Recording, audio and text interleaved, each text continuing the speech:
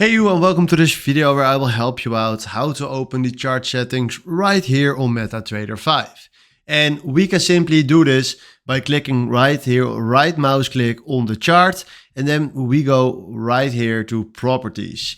And then right now we have here a list of options that we can change. So right now we can decide bar chart or candlesticks, line chart, or what you want.